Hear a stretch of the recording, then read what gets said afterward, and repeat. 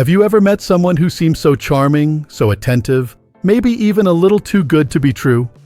You smiled more, you felt noticed, and for a moment, maybe even special again. And yet, somewhere deep inside, something didn't quite sit right.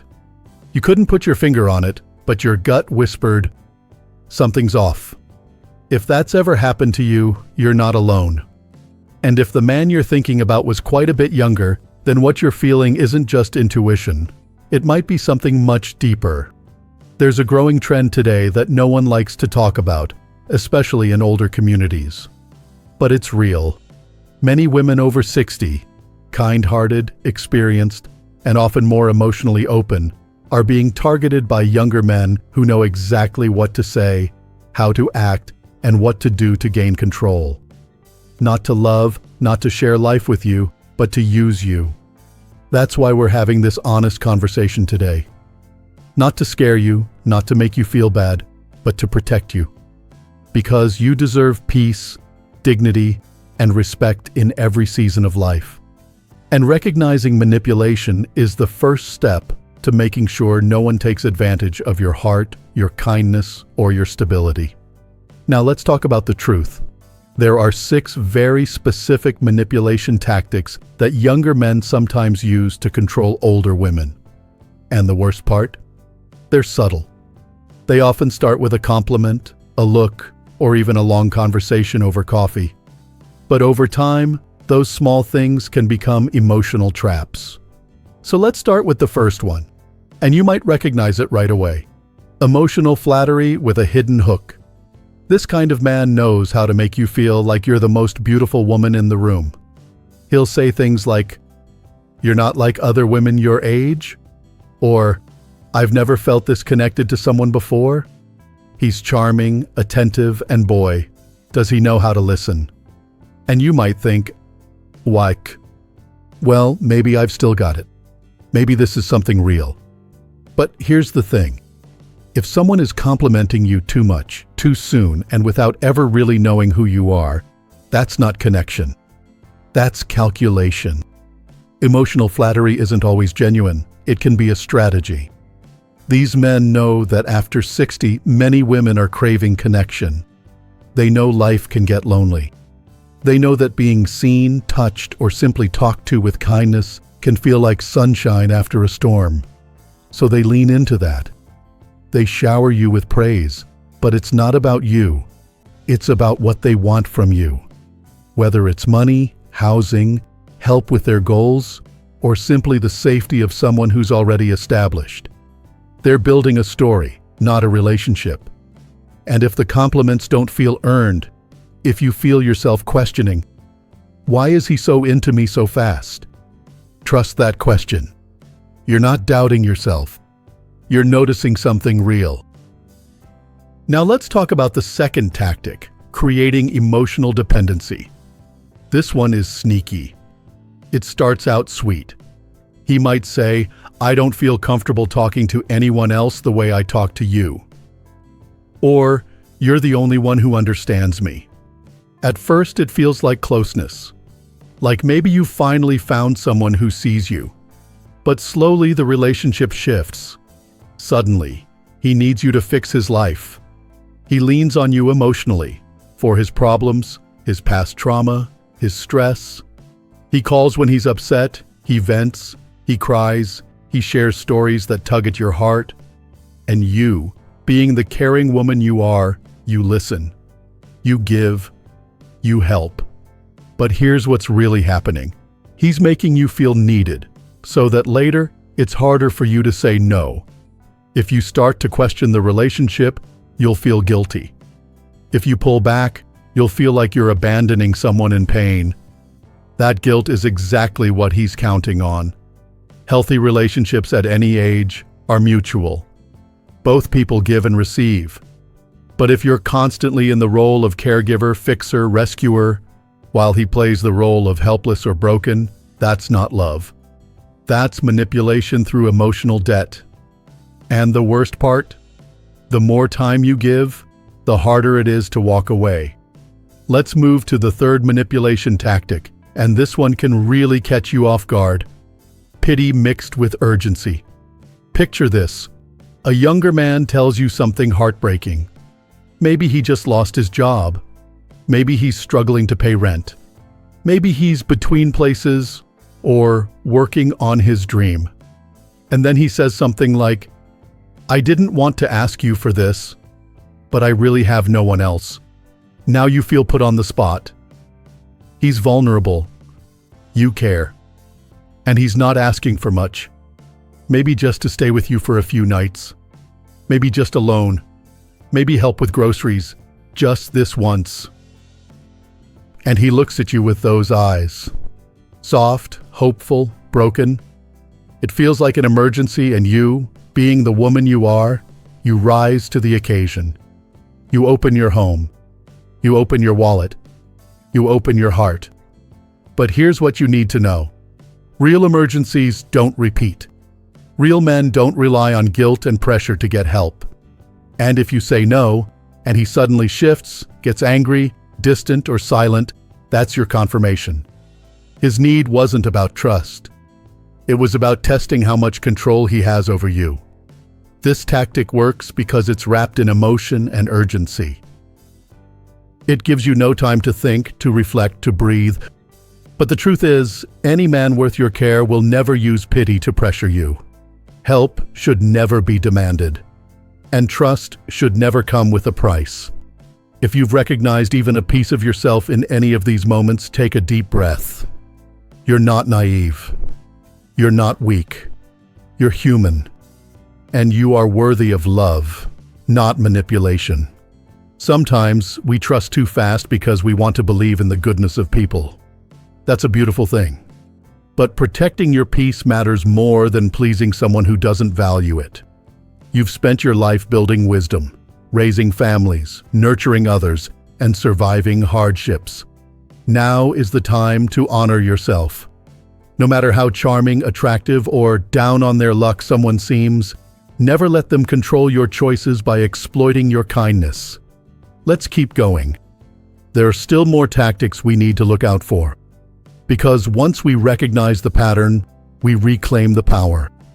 And that's exactly what we're here to do. So far, we've uncovered some of the subtle ways younger men might try to gain control through flattery, emotional dependence, and sudden pleas for help. But manipulation doesn't always come in the form of neediness or praise.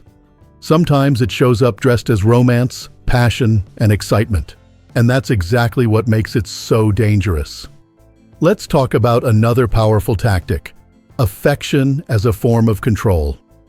When you first meet someone and things feel electric, when the hand-holding, the compliments, the kisses on the cheek come quick and strong, it's easy to believe, maybe I've found something special. You're sharing dinners, stories, quiet moments on the couch, and there's touch, lots of it. Gentle touches on your arm, playful nudges, maybe long hugs that linger just a little longer than usual. It feels comforting, even healing. But pay close attention. Because sometimes that physical affection isn't about connection, it's about conditioning. He's training your nervous system to associate his presence with warmth and security. It's a kind of emotional grooming. And once you're used to it, once your body begins to crave it, he starts to shift the balance. He might pull back when he doesn't get his way, withhold affection if you say no or ask questions. Suddenly you're wondering what you did wrong. You're reaching for closeness, and he's giving you silence. That's not love. That's power play. Real intimacy never comes with punishment. It doesn't fade when you set a boundary or speak your truth. If someone is only sweet when you're agreeable and distant when you're not, that's not emotional connection. It's manipulation through physical closeness. And it can be just as toxic as harsh words or raised voices. Let's move to something even more unsettling, though it can be harder to detect: gaslighting. Now, that might sound like a modern term, but it's not a new tactic. If you've ever been made to question your own memory, your own instincts, or your own version of events, especially by someone you care about, you've experienced gaslighting. Here's how it often happens. Maybe you bring something up, a feeling, a moment that didn't sit right, a conversation that hurt. Instead of talking it through, he says things like, "You're being too sensitive," or "That never happened," or even, "You must be confused." And suddenly, you start doubting yourself. Did I imagine that? Am I overreacting? Maybe I'm just being emotional. No, you're not. You're noticing something your heart is trying to tell you. And the moment someone tries to twist your reality to make you feel like your truth is wrong, that's not just manipulative, it's emotionally dangerous. You didn't live this long, walk through all that life has thrown at you to have someone question your mind or your voice. You are not too much. You are not confused. And you deserve to be heard, not handled. These men use gaslighting to silence your concerns, to avoid responsibility, and to keep you in a fog where they control the narrative. And when you stay in that fog too long, it starts to feel normal. But confusion is not love. And clarity. Clarity is always your friend. Sometimes that clarity comes the moment you stop explaining and start observing.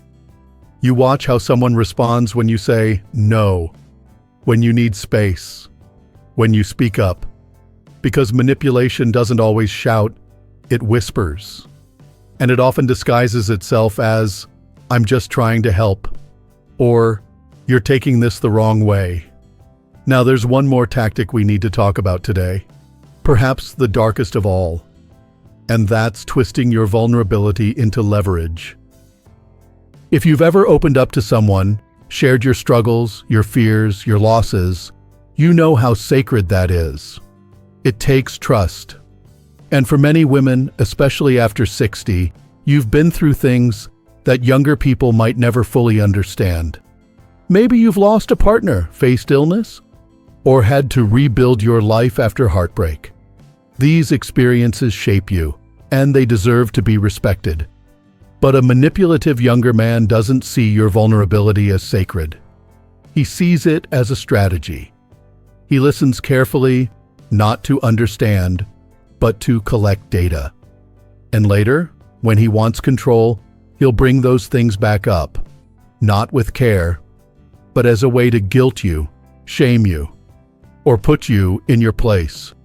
He might say things like, "You're just afraid of being alone. That's why you're acting like this." Or, "After everything you've been through, don't you think you should be grateful I'm here?"